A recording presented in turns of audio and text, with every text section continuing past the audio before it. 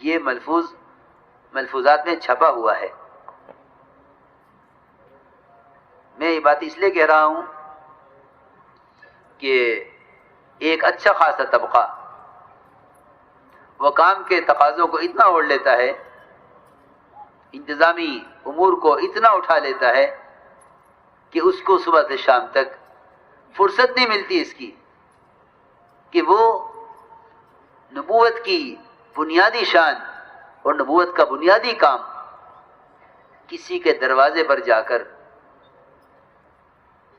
اس کو خود جا کر دعوت دے.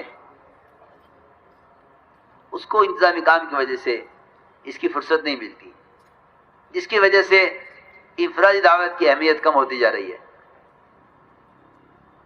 عمومی وقت اور عمومی گشت، فرمایا کہ یہ ریڑھ کی ہڈی ہے کا مطلب یہ نہیں تھا کہ ہڈی کی طرح مضبوط، بلکہ مطلب یہ تھا کہ اگر اس میں کوئی فرق آیا تو پورے بدن میں فرق آئے گا، اٹھنے میں، بیٹھنے میں، کھانے پینے میں، پیشاب پخانے میں. آپ دیکھا کریں جس کی کمر کی ہڈی کی ایک ڈسک یا ایک اس کا جو ہے ایک ہڈی اس کی سرک جائے تو پورا بدن بیکار، بالکل غیر متحرک ہو جاتا ہے، انسان حرکت نہیں کر سکتا. یہ مطلب تھا کہ یہ انفرادی دعوت یہ ایسی قوی اور مضبوط چیز ہے جو کام کے سارے تقاضوں کو، اس لیے کہ اللہ تعالیٰ کی جو غیبی نصرت ہے اس غیبی نصرت سے کام چلے گا. اللہ کی غیبی نصرت، اور خوب غور کیا گیا کہ غیبی نصرت کسے کہتے ہیں. غیبی نصرت کہتے ہیں اللہ تعالیٰ کی طرف سے داعی کے لیے ایسے واقعات کا نزول اور ایسے واقعات کا پیش آنا جس سے غیر اسلام قبول کرنے پر مجبور ہو جائیں، اس کو غیبی نصرت کہتے ہیں. آپ کو معلوم ہے کہ حضور اکرم صلی اللہ علیہ وسلم صحابہ کے ساتھ سفر میں تھے. ایک آدمی کو اس کے گھر کی طرف جاتے ہوئے آپ نے دیکھا، آگے بڑھ کر دعوت دی، اپنی رسالت اللہ کی توحید کی. اس نے پوچھا کون گواہ ہے اس پر؟ صحابہ آپ کے ساتھ تھے. عبداللہ بن عمر خود روایت کرتے ہیں کہ ہم آپ کے ساتھ سفر میں تھے. آپ نے گواہی کے لیے صحابہ کو طلب نہیں فرمایا کہ میرے صحابہ گواہی دیں. آپ نے گواہی کے لیے اس دیہاتی کو گواہ پیش کرنے کے لیے صحابہ کو طلب نہیں فرمایا. حالانکہ اصولی بات ہے کہ کسی بھی دعوے میں گواہ انسان ہوتا ہے، انسان کی گواہی پیش کی جاتی ہے، انسان کی گواہی مانی جاتی ہے. لیکن آپ چاہتے تھے کہ یہ دیہاتی یہ جا کر نہ کہے اپنی قوم سے کہ فلاں فلاں اسلام میں داخل ہو گئے، ہم بھی ہو جائیں، بلکہ آپ نے فرمایا یہ سامنے وادی کے کنارے پر جو درخت کھڑا ہوا ہے یہ گواہی دے گا کہ میں اللہ کا رسول ہوں.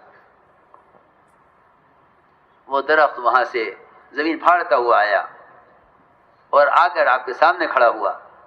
آپ نے 3 مرتبہ اس سے گواہی دی اپنی رسالت پر اور اللہ تعالیٰ کی توحید پر.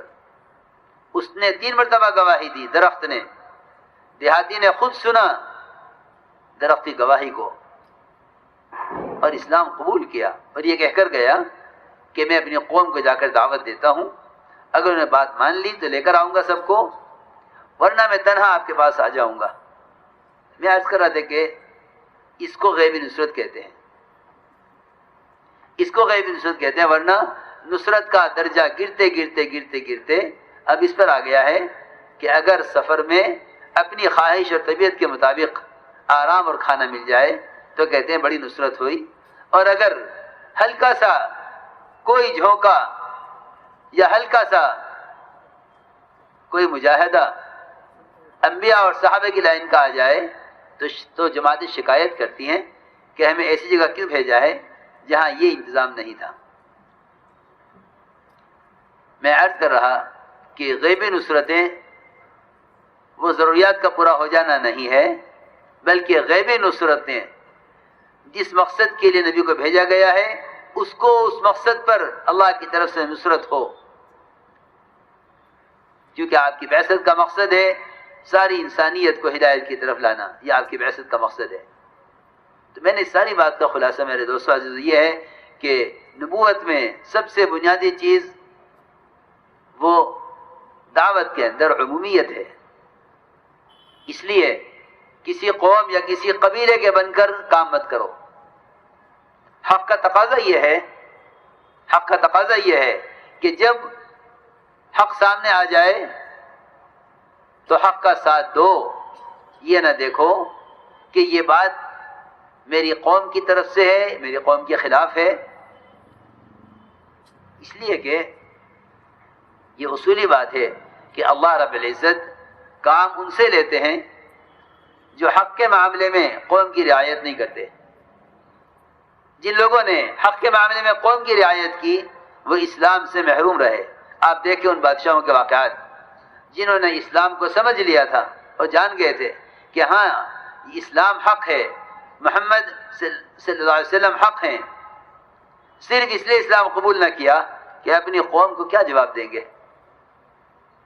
یہ بات ہمیشہ کے لیے ہے کہ آدمی حق بات کے کہنے میں یہ سوچتا ہے کہ اگر میں نے حق کا ساتھ دیا تو قوم کا ساتھ چھوٹ جائے گا۔ حضرت سعد رضی اللہ تعالیٰ عنہ، ساری قوم ایک طرف بنو قریظہ کہ کیا فیصلہ کرتے ہیں؟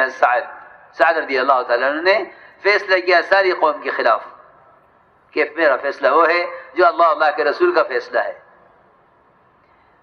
صحابہ کے عہد کو پورا کرنے کا جو بنیادی مطلب ہے وہ یہ ہے کہ صحابہ کرام نے کبھی بھی حق کے بارے میں غیروں کا ساتھ کبھی نہیں دیا، بلکہ صحابہ کرام حق پر ایسے مجتمع تھے کہ اگر اہل باطل چاہتے بھی تھے کہ کسی طرح ان کے درمیان داخل ہوں یا اپنا مطالبہ ان سے پورا کرائیں، صحابہ کرام ایسے ایک بات پر مجتمع تھے کہ ساری دنیا کا باطل وہ ان سے اس لیے ہارا ہوا تھا کہ ان کے درمیان سب سے بنیادی چیز وہ وحدت کلمہ تھی کہ سب کی ایک بات ہے۔ صحابہ کرام کبھی دنیاوی لالچ کی وجہ سے یا خوف کی وجہ سے صحابہ کرام حق سے ہٹتے نہیں تھے۔ آپ کو معلوم ہے عبداللہ بن حذافہ رضی اللہ تعالیٰ عنہ کو روم کے بادشاہ نے پہلے آدھی بادشاہت پیش کی کہ نصرانی ہو جاؤ، فرمایا نہیں، عرب کی ساری بادشاہتیں مل جائیں، تیری پوری بادشاہت مل جائے، میں اپنے دین کو نہیں چھوڑوں گا۔